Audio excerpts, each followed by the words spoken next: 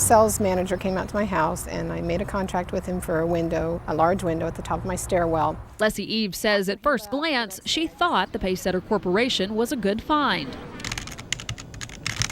With offices all across the country and more than 40 years in the business, the sales manager convinced her to spend more than $1,800 on a new window.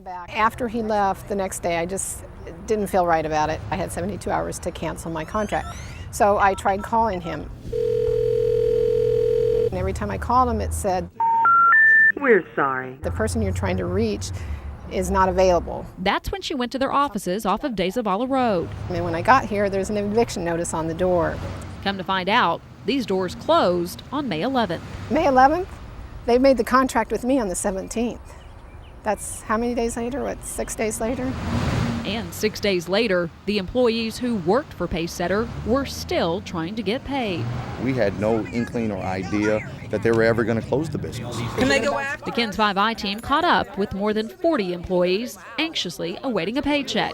And when word came that one of the managers had them across the street, we went to have a word with him. Just sold something to a lady May 17th and closed the doors May 11th.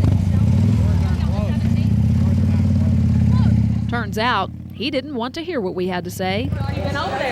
A few minutes later, and the paychecks were being passed out, only to find out no one would cash them.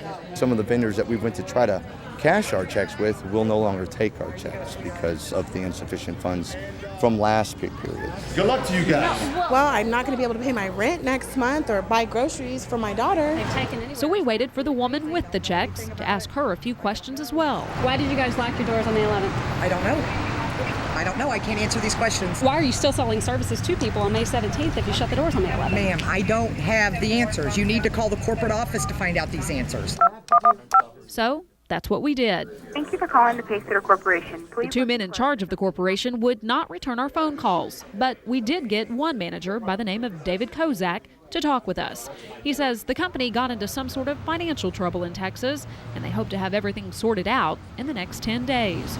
But when we asked about other offices closing across the country, he says he knows nothing about that. Joe, I'm still being attacked by the news press here. Since the KENS 5i team started this investigation, we've talked to a variety of state agencies that say they have complaints from other customers who claim they paid thousands of dollars to Pacesetter for services they never received. Learned a very expensive lesson, I think. Good luck to you. Well, say goodbye here.